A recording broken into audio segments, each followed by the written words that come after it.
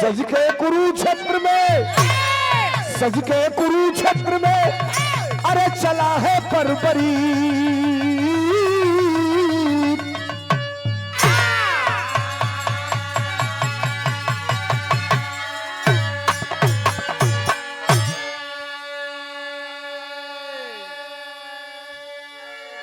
नौजवानों आप सुनना और बुजुर्गों आप सुनना, आगे पीछे जितने लोग हैं सुनना। इस विरह में एक बहुत बड़ा प्रमाण अंत में बताऊंगा। कहने को विरह है लेकिन इसको लोकगीत के टाइम में ही खत्म करूंगा। महाभारत के जंग का ऐलान हो गया था और महाभारत के जंग के ऐलान के बाद सबसे ज्यादा अगर कोई दुखी था तो वो कुंती थी। रात को 11 बजे अंधे धृतराष्ट्र के पास और गंधारी के पास जाती है और कहती है युद्ध को रुकवा दो नहीं तो अपने ही खानदान के लोग मारे जाएंगे। न गंधारी बोली न किसी ने नहीं बोला। कुंती रोते हुए वापस वहां से निकल रही है। मैं एक बात बताऊं, महाभारत को रोका भी जा सकता था, महाभारत को टाला भी जा सकता था। केवल 5 गांव पांडव पाए थे। नवरत को टाला भी जा सकता था। 5 गांव पांडवों ने मांगा, कौरवों ने नहीं दिया, महाभारत हो गया। 5 गांव ना मिलल तो महाभारत हो गई। जब 5 किलो पर 3 बेर दिल्ली में सरकार बन गई, खाली 5 किलो पर। बुझी सब है, यही टेक्निकल बात है और यही बात नहीं समझ में आती है तो नहीं समझेंगे तो खत्म हो जाएंगे। ये बात के छोड़ी, कुंती रोवत आवत या तो लेगो मेहरारू पीछे से हाथ पकड़लस। ये बहनी काहे रोवत अलू? अतरवत ऐसे बनी कि हमार लइकवा काल महाभारत की लड़ाई में जैसा 18 छौड़ी सेना एक तरफ, हमार 5 बेटा एक तरफ, लड़ी ना पाई, हार जाइए हमार बेटा। अगर हार जाइए तो हम जीते जी मर जाई। तब में हररुआ कालस की तार बेटा न हरिहा न तार बेटा मरिहा। कुंती कलश कैसे तक उ औरतिया कलश हमारे पे छोड़ दा, हम गारंटी देते नहीं ना तार बेटा हरिया ना तार बेटा मरिया। कुंती अपना घर है, मेहरारू अपना घर है। सबेर भइल के जौन मौगी वचन देले रहे ओकर एगो 12 साल के लइका बा के सबेर में धोवत पोछतिया नहवावतिया। छोट लइकन के पहले माई का की इतनी गरी तो लइका आई पहिना तला सा कुल तरह तरह का ड्रेस पहिरा तला सा। आगे बात बाबू, आगे आगे बात बा तब अपने लड़का के नहवा धोवा दिया, नहवा धोवा के तैयार कर बिरहा के तरज लग गई। कौन तरज? हमारे सब ये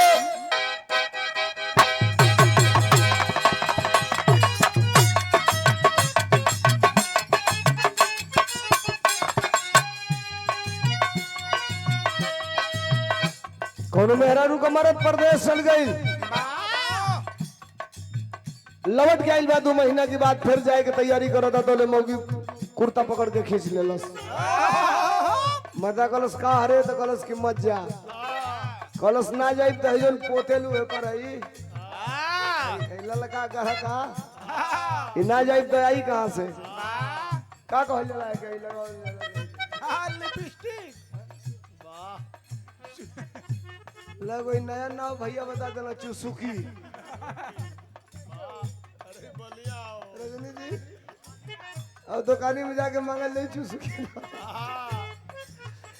एक बार फंस गए नहीं लिपस्टिक के चक्कर में, हम वही कासिमाबाद में को सिटी मार वाला पहलवा रोडवा को अब बंद हो गई बा। तो बिरागा हो जात रहा जाता बाहरे बाहर कई दिन हो गई। हेलो के बनियान किने के रहे तो कहला सतन चलवा कि ना जाओ गईली हम तो लगला सरी गावे कहता से तू नेताइन खाती 2 लिपस्टिक किन लाना हमरे पटिया ला लगला सरी गावे हम मरदे है सोरा नाम कनी ला 2 किनिए ला गली काउंटर पर तक मैनेजर से कनी भैया तोहरे कंपनी में जो सबसे महंगा लिपस्टिक होके 2 ले आओ। वो पातर पातर ले आई पेंसिल लिया कलर कहनी कि तू अपने मन का दे हई तो सुनो पत्रकार लगे दहिला समूह भी गा के आई हनी गर्मी रहे नोटी का 500 रुपया का नोट निकाल के पटक देनी काउंटर पर कहानी काट के हमारे पैसा फेरा। अब लगल ताके ऊपर नीचे कहता सोलंकी भाई ना तू हवा हम कहनी हाँ हम है तो कहता भीख देता 500 हमके हमको नंबर दे, तू को पातर पातर पेंसिल नियर दे दिले 500 कम बातों के कहता ही दोनों का दाम बा 1840 रुपया। अब तो हमार बुझाइल के वाले ये बैठ जाई दिन भर चिल्ला के 5000 बची ना, 1840 के दू गो लिपस्टिक अब तो कोनो का किननी कान धो के ढेला इंच के फेंकनी की जिंदगी में फेर कबो लिपस्टिक किने ना जाई। रात भर चिल्ला के 5000 गावा, दू गो लिपस्टिक किनले में 3000 दे के चल जावा। तो खाली 500 में चटबो।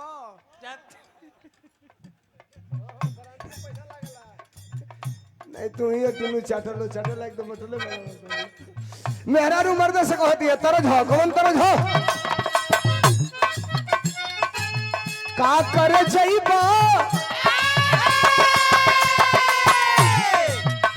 अरे का करे जाइबा कमाए बंगलोर रुपया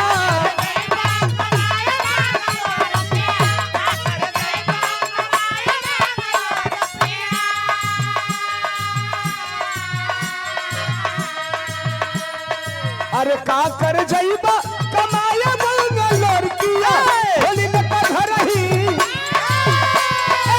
खोली न त घर ही किराना स्टोर किया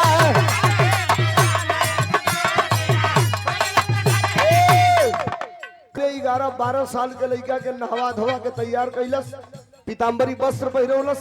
नौजवानों सोचना और धनुष बाण देती है छोटे छोटे अपने लड़कवा से कलश बेटा तो के लड़े जाए के बा तो लड़का कलश कहा तो कलश कुरुक्षेत्र में तो लड़कवा कलश की माई के करे और से लड़ो तो गंवार में हरारू अभी भूला गई पांडव के नौवे भूला गई। अब वो के अपने लड़का के समझावत दिया कौने का समझौलस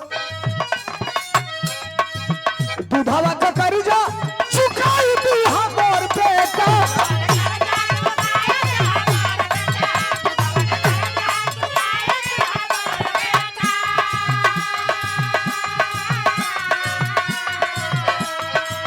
दूधावा का कर्जा चुकाई दी हमर बेटा हारी जवो के चुकाई दी हमर बेटा चुकाई दी हमर बेटा।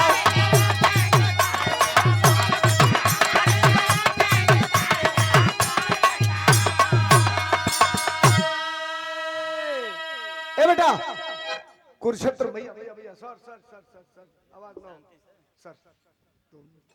ए बेटा कुरुक्षेत्र में जाना खड़ा हो जाना लड़ना मत जवन गोल हारे लगी वही की ओर से खड़ा होकर ते लड़े लगी है।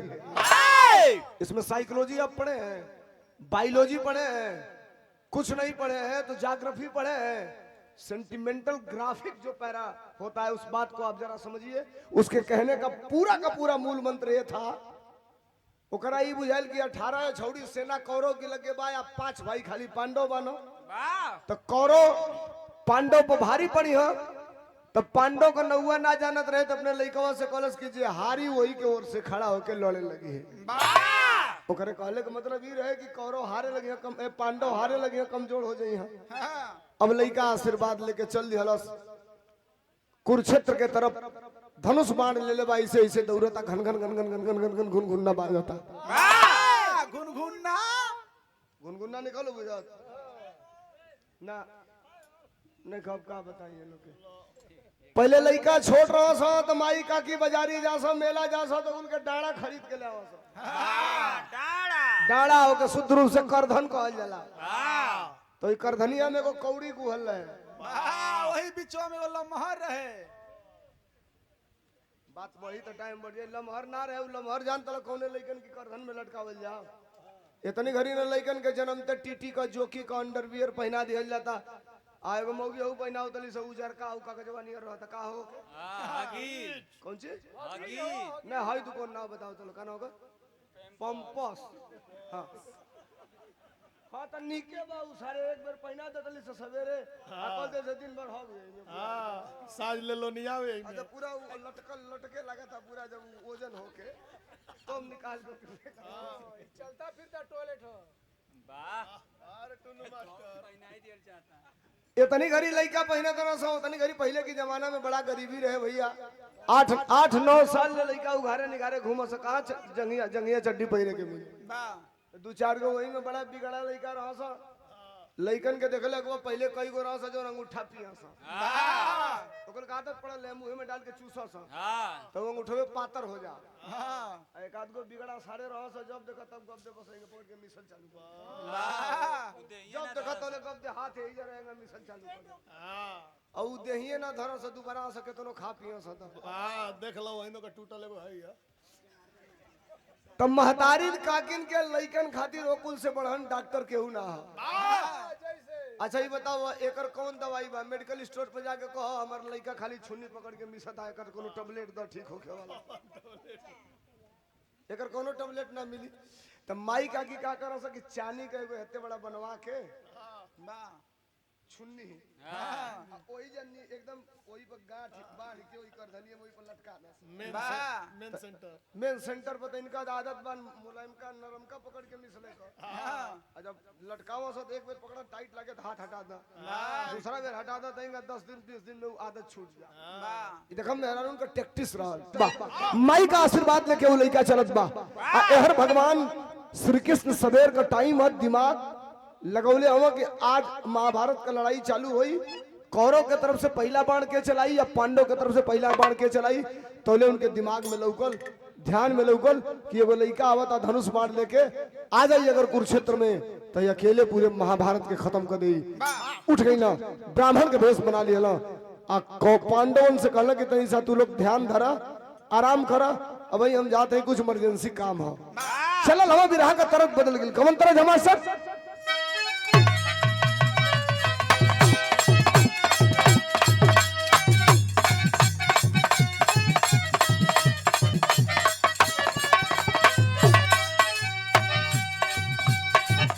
गीत मास्टर बजावत का करताड़ू रनिया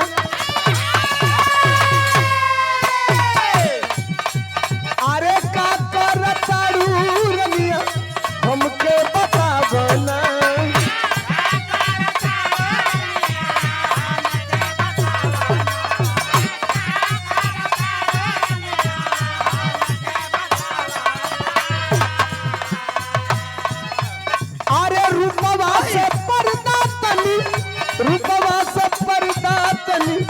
रनिया होता बना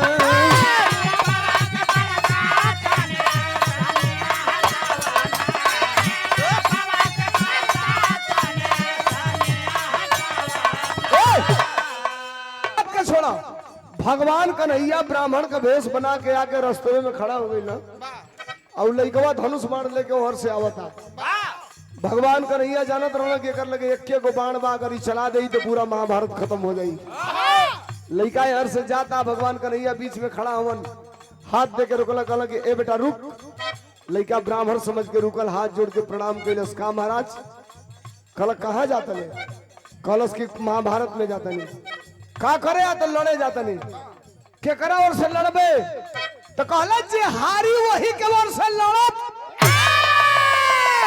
भगवान कन्हैया कहला भाग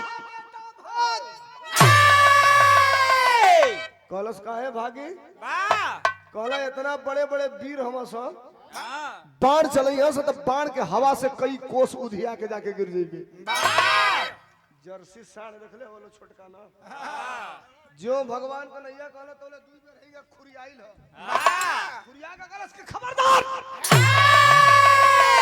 क्या बाण चलाई पूरा महाभारत खत्म कर दई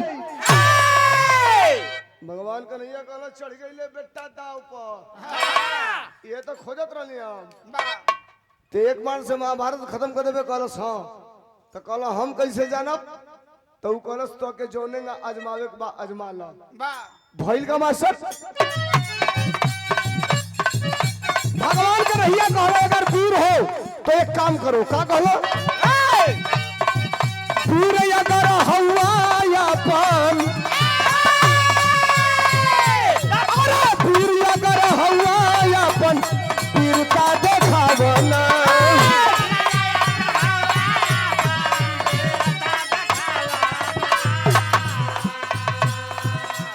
अरे ए नौजवान तुम कह रहे हो कि एक बार से पूरा महाभारत खत्म करेंगे कहा तो भगवान कन्हैया कहला हम मानव कप, वो कहलस कप। तो भगवान कन्हैया ओकर हाथवा पकड़ के ले ले ले ले ले ले गई ना। एगो पीपर का पेड़ रहे, पीपरा की पेड़वा के नीचे खड़ा हो गई ना। कहले एगो काम कर, दूर अगर हुआ अपन वीरता देखाबो ना। अरे पीपरा का पतई के, पीपरा का पतई के पार से छड़ाबो ना।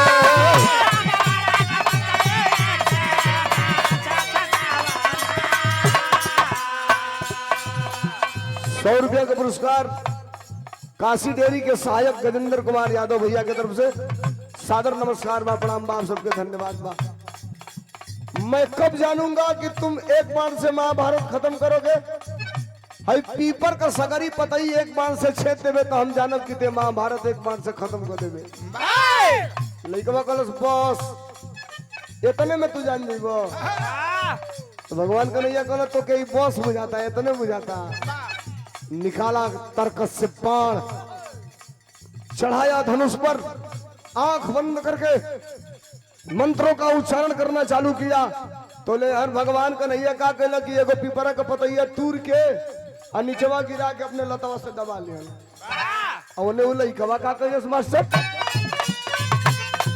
अरे कहत दे ना धनुष के ऊपर, कहत दे ना धनुष के ऊपर निहल बाण चढ़ाई। छेदे बजिया के, अरे छेदे बजिया ये बाण से कापेले कन्हाई। छेदे बजिया ये बाण से।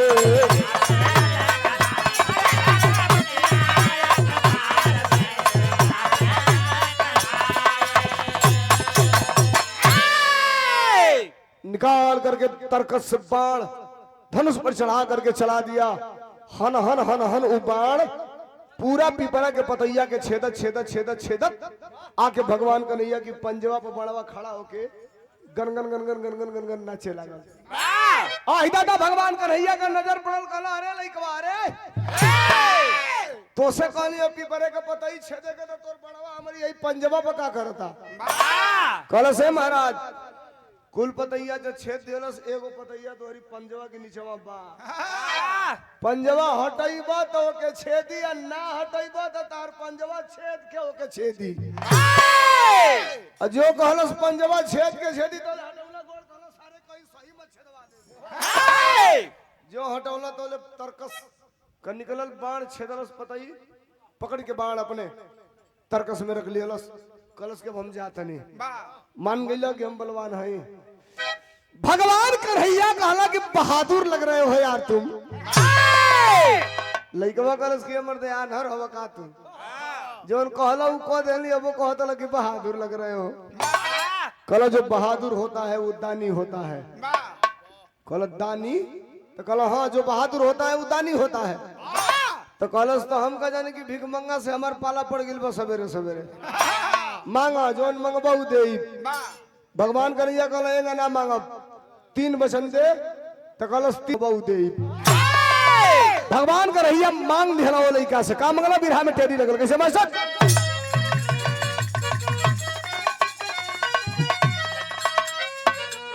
बिरताई बिरताई जिसकी धोखे में फंसी, अरे जंग के बलवेदी पर मांगे शीश कन्हाई। जंग के बलवेदी पर मांगे शीश कन्हाई, बिरताई जिसकी धोखे में फंसी। कहला अगर तुमने हमसे 3 वचन दिया है तो मैं तुमसे मांग रहा हूं, तुमको देना पड़ेगा। भैया भैया भैया भैया उस नौजवान ने कहा क्या? तो भगवान श्री कृष्ण ने कहा कि अपना कटार निकालो और अपने हाथ से अपना गर्दन काटकर मैं हथेली फैलाया हूं, मेरे हथेली पर रख दो। अरे बाप रे बाप, जो इतनी बतिया भगवान श्री कृष्ण कहला तो लइकवा 2 कदम आगे बढ़ल और तरकस से फिर बाण निकाल के धनुष पर चढ़ावे लगल। भगवान कन्हैया पीछे होके लगल, वो आगे बढ़े लगल। भगवान कन्हैया के बुझाइल कि सारे देवो ना करी, देखत नहीं तो बाण चलाई तो मुंह आई हमके। विराह का अंतिम तरज है, कौन तरज हमारे साथ?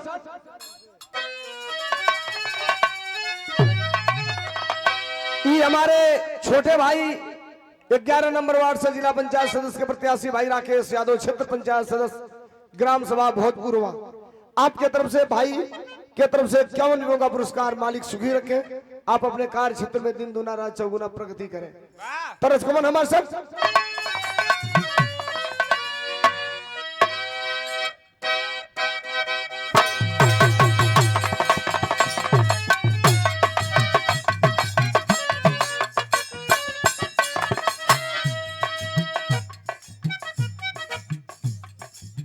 गीत का लाइन बा मास्टर बजावो तो।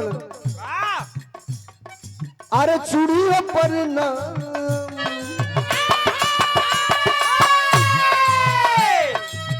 चूड़ियों पर नाम हमर सड़ियों पर नाम बा।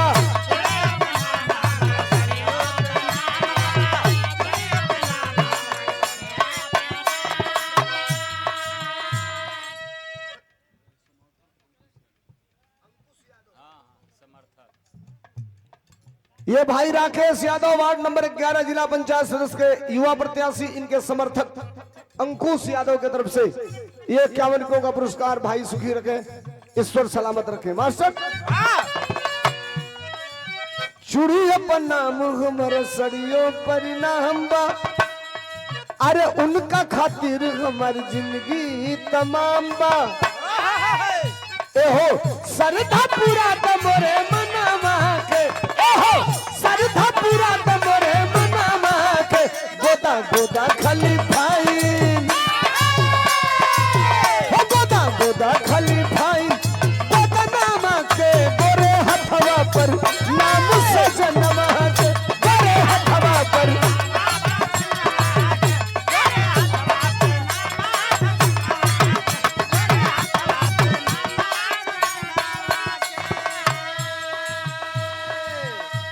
ये हमारे बड़े भाई श्री कन्हैया जी यादव जी के समर्थन में जिला पंचायत वार्ड नंबर 11 के सदस्य, जिला पंचायत के प्रत्याशी भाई प्रमाण 2 मिनट भी रहा और है 3 मिनट, और मेन प्रमाण देने जा रहा हूं।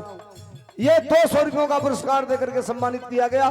वार्ड नंबर 11 सदस्य जिला पंचायत के प्रत्याशी भाई कन्हैया भैया के समर्थन में सादर धन्यवाद बा। उ लइकवा के जब बड़वा उठावल भगवान कन्हैया देखल त अंजाम का निकलल। अरे ये तना कहो तो धैलस धनुहा पपान हो,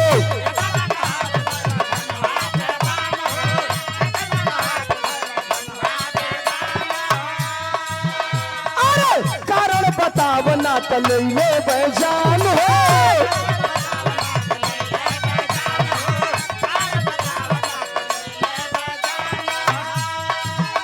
देखे क्रोध में जब कृष्ण जी ललना मां के, देखे क्रोध में कृष्ण जी ललनमा के प्रकट हो गई ले तुरंत सभनमा के, कहे मारना फिर मेरे जन्मा के, कहे मारना।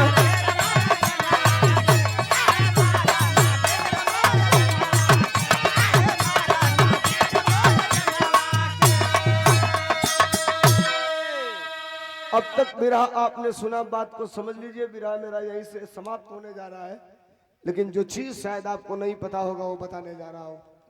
भगवान श्री कृष्ण ने 3 वचन दिया उस नौजवान लड़के से और कहा कि तुम अपना गर्दन काट करके अपने हाथ से ही अपना गर्दन काट कर मेरे हथेली पर रख दो।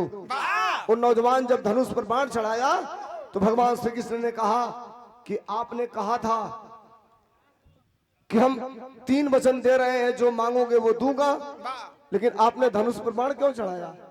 तो उस नौजवान ने कहा कि जो तुमसे हमने कमिटमेंट किया है वो मैं पूरा करूंगा, वो मैं दूंगा, लेकिन धनुष पर बाण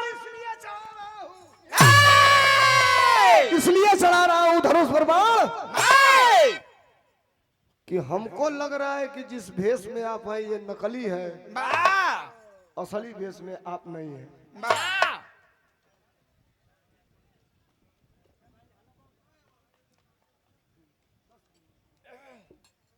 बाढ़ चला रहा हूं, असली होंगे तो आपकी गर्दन नहीं कटेगी और नकली होंगे तो आपकी गर्दन कट जाएगी।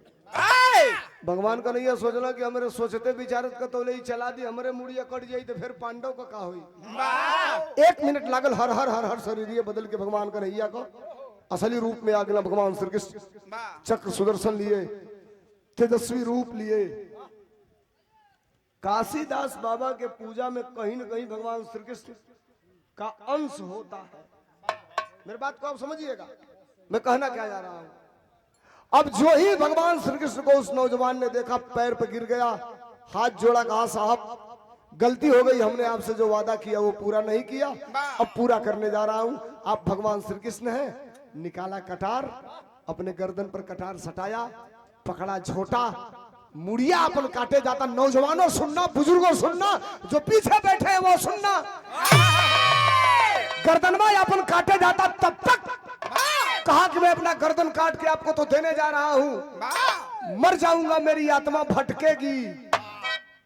हमारे को सवाल में हमारे सवाल का जवाब दे दो, गर्दनवा तो काट के देवे करब। भगवान कन्हैया कहला बोल, तो कहलस कि ई बताओ जवन जवन कहला ऊ कैली हां, हमर मुड़िया काटल काहे जाता, हमर कसूर का बा, खाली इतने बता दो।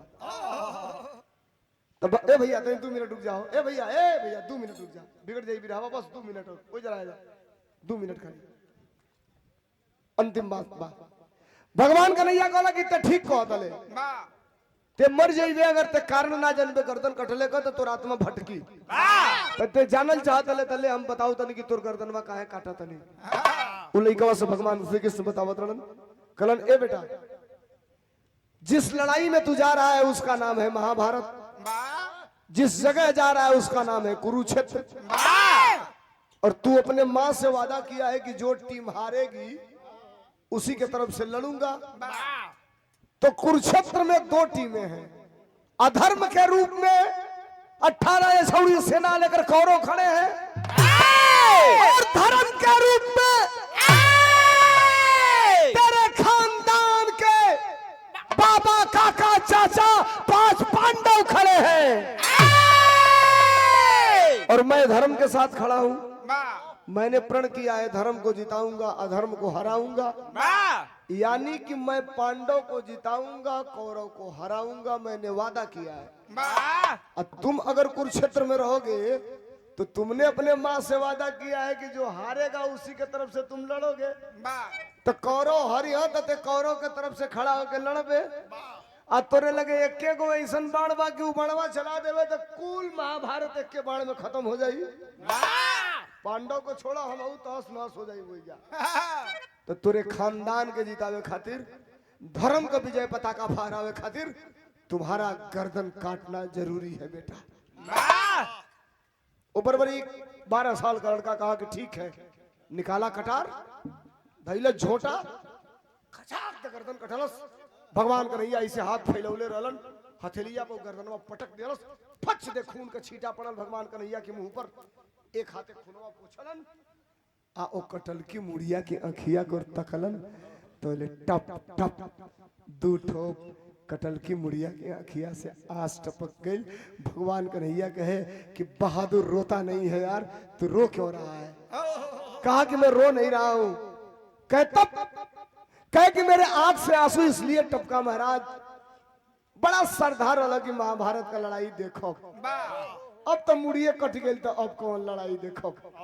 भगवान कन्हैया कहना अगर तेरी इच्छा थी महाभारत की लड़ाई देखने की तो मैं तुमसे वादा करता हूं कि तू महाभारत की लड़ाई देखेगा। हथवा इसे उठौलन, उकटल की मुड़िया चल गई आसमान में। अब एजा का बात एजे छोड़ दो। 100 रुपया का पुरस्कार बा। अवधेश यादव समाज सेवी पर्वतपुर, आपके तरफ से नमस्कार बा। आइए 51 रुपया का पुरस्कार बा। भाई राकेश यादव, जिला पंचायत वार्ड नंबर 11 के कर्मठ प्रत्याशी, आपके तरफ से सब भाई लोगों के नमस्कार बा, प्रणाम बा। एजा का बात एजे छोड़ा। महाभारत हो गई, कौरव हार गए, पांडव जीत गए। महाभारत का लड़ाई को दिन चलल? रुका हो, काहे तू बोलता ला पुरानी आदमी है, नौका लोग से पूछे जानी ये गड़बड़ी बा। अबे पूछी एगो नया हीरोइन आइल बिया तनी करी, दुकान ना हो ओकर उर्फी जावे उ पियाजू का कपड़ा पहनती है, खीरा का कपड़ा पहनते नहीं के, दुगो टीरी रीरी हेजा लगा लेती है, दुगो टीरी रीरी हेजा, दुगो हेजा ओकर कपड़ा हो गए। हां निचवा लम्हा रहता ओकर व्यू जान त कितना बा? 150 मिलियन 200 मिलियन वाह, वो देखे ये तू लोग देखता फीस फीस तो कर इतना बाकी 15 बीघा बिका जाई तब वो बतियाई ना इतना ओकर तगड़ा फीस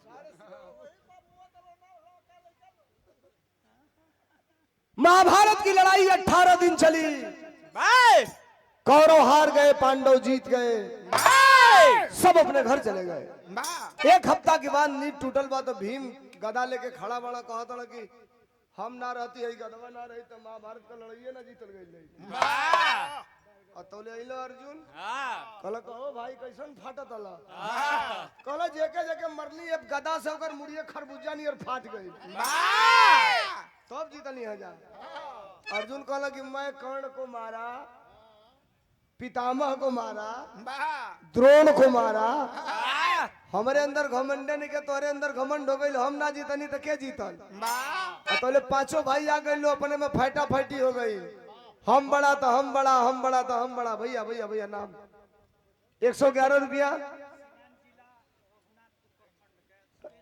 सुरेश यादव रघुनाथपुर प्रखंड जिला सिवान से सटले तो हो ही है जैसे खाली नदिया पार के लिए 111 रुपया नमस्ते प्रणाम बा आप सबके नमस्ते प्रणाम बा है 100 रुपया श्री कन्हैया यादव जी हमारे बड़का भैया सदस्य जिला पंचायत प्रत्याशी वार्ड नंबर 11 के समर्थन में बात सुनिए अंतिम लाइन की मैं उदाहरण दे रहा हूं आपको भाई के सादर धन्यवाद बा अब जब इतनी बात हो गई तो आपस में ही लोग लड़े लगल लो पांचों भाई तो भगवान कन्हैया आ गई लो तो पांचों जानी कहल अर्जुन कहल कि चारों जानी के बताओ कि हम ना लड़ली तो के लड़ल हम ना जीतनी तो के जीतल भगवान कन्हैया कहल कि अर्जुन तो के घमंड बका के तोहरे चलते महाभारत का लड़ाई जीतल गई अब अर्जुन बिगड़ गेला कहला हित हवा हिते नियर बतियावा अगर गड़बड़ बतियाबे तो बिगाड़ हो जाई अर्जुन पूछा था भगवान कन्हैया से प्रमाण दे रहा हूं जरा सुनिएगा का पूछना भी राग खड़ी में कैसे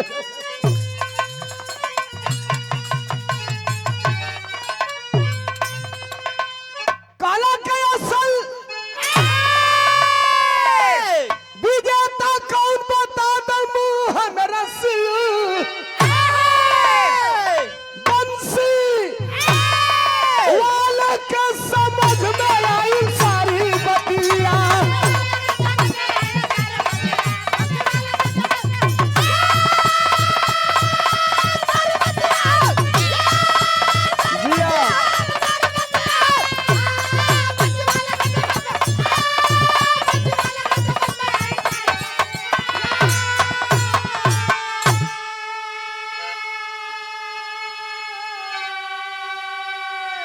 असल विजेता कौन बता दो मोहन रसिया बंसी वाले के समझ में आई सारी बतिया भगवान कन्हैया से अर्जुन ने कहा कि अगर मैं नहीं लड़ा मैं नहीं जीता तो कौन जीता कल अगर आपको जानकारी लेनी है कि महाभारत की लड़ाई कौन जीता तो मेरे साथ चलिए लेके आई रहो कुरुक्षेत्र में अब पनिया खुनवा झुराइल नहीं खे लतवा धरता लो तो फच फच खुनवा का छीटा पड़ा था अर्जुन कहला कहाँ ले आई कहला इधर रुको 5 मिनट रुकला तो भगवान कन्हैया इसे हाथ कैला आसमान से कटल की मुड़िया आ गई भगवान कन्हैया की हथवा पर अर्जुन से कहला कि इनसे पूछा कि महाभारत का लड़ाई के जीतल अर्जुन कहला ई के ह तो कहला ई तुम्हारे खानदान का लड़का ह अर्जुन गरम हो गया कि कौन इसकी गर्दन काटा जो काटा उसका गर्दन हम काटेंगे भगवान कन्हैया कहला गरम मत होगा नरम रहा आराम से रहो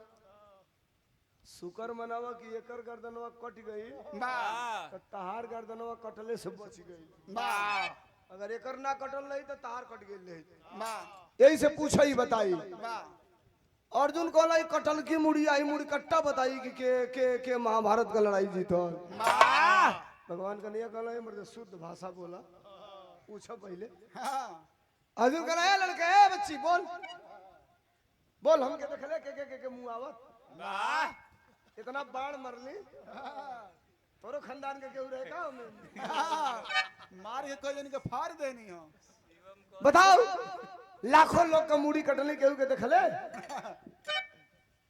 2-3 बार बोलना तो ले कटल की मुड़िया धीरे से बोलल कलश कि तू रहला का महाभारत की लड़ाइया में अब तो अर्जुन का पोस्टे ढीला हो गया कहला सारे मुड़ी कट्टा कहा था कि तू रहला का महाभारत की लड़ाइया में निकलना धनुष में बाण भगवान कन्हैया कहला खबरदार चलैया मत, वाह जो चलैला की मुड़िया उड़ के मारी तार खपड़ोइया फाड़ जाइए।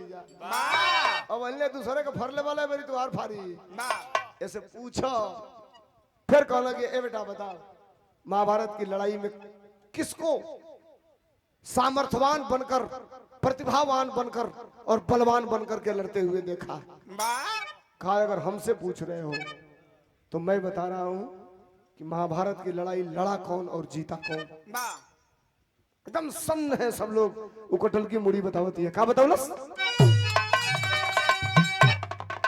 कोई नहीं मारा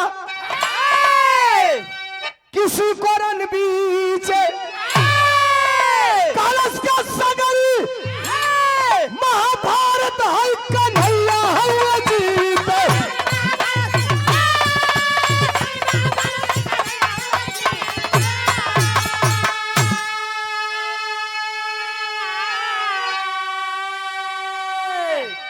पूरे महाभारत की लड़ाई में हमने एक चीज देखा, वाह महाभारत को खत्म करने वक्त तक जो मैंने देखा, महाभारत में सिर्फ और सिर्फ दो आदमी दिखाई दिया, दो चीज, एक भगवान श्री कृष्ण और एक चक्र सुदर्शन।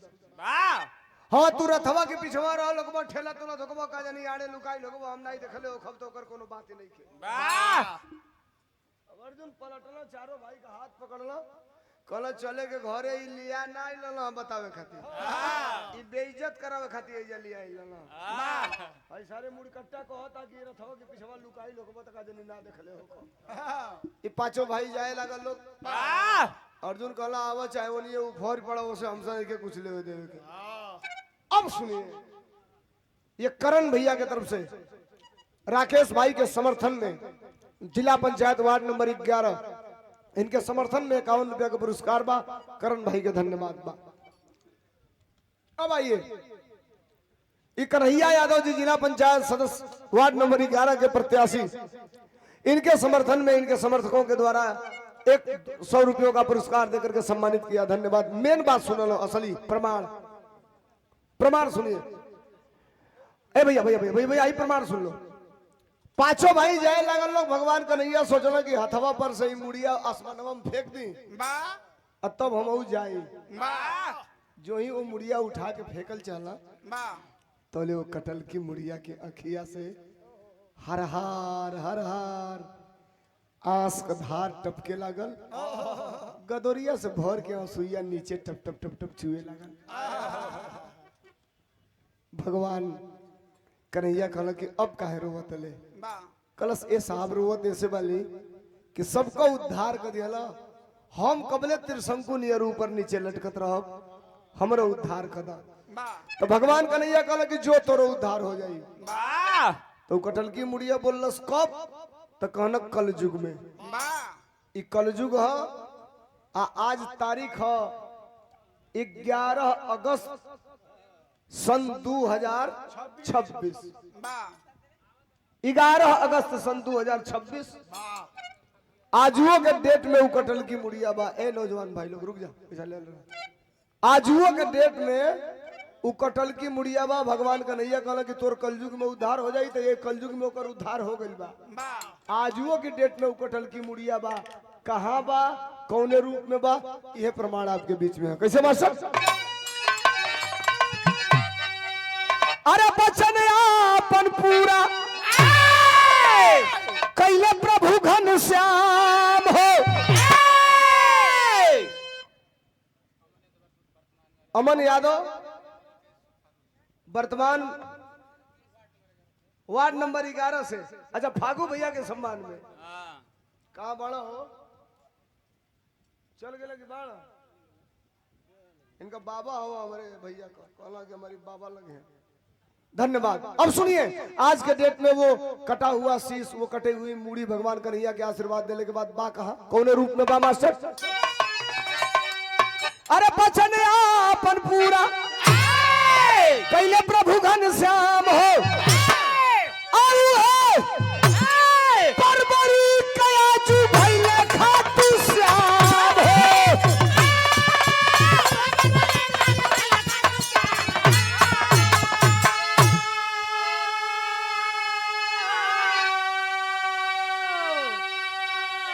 राजस्थान में जाइएगा, राजस्थान में सालासर बालाजी से आगे जब बढ़ेंगे आप तो कटे हुए शीश की पूजा होती है, कटे हुए गर्दन की, जिसको पूरा दुनिया पूरा विश्व खाटू श्याम के नाम से जानता है। वही कटा हुआ शीश बर्बरीक का आज पूरे दुनिया में खाटू श्याम के रूप में पूजा जाता है। एक चीज और जानिए, कहीं अगर होर्डिंग पर बैनर पर खाटू श्याम का फोटो होगा तो केवल फोटो नहीं रहता है, फोटो के ऊपर या नीचे एक स्लोगन लिखा होता है, हारे का सहारा खाटू श्याम हमारा। माई कहले रहे बेटा जे हारी होकर मदद करी है, उहे बर्बरीक आज के डेट में खाटू श्याम के रूप में पूजल जाला। बात हमार खत्म भइल, अंतिम लाइन के बाद कैसे मास्टर? जैसे काशीदास के रूप में यही काशीदास बाबा के पूजा में पूजल जाला। कैसे मास्टर?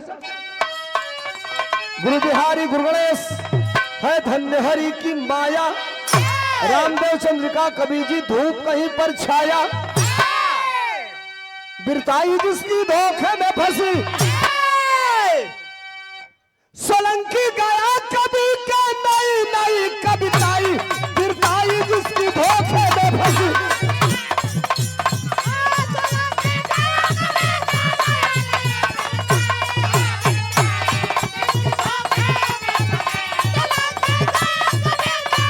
बहुत धन्यवाद, बहुत नमस्कार।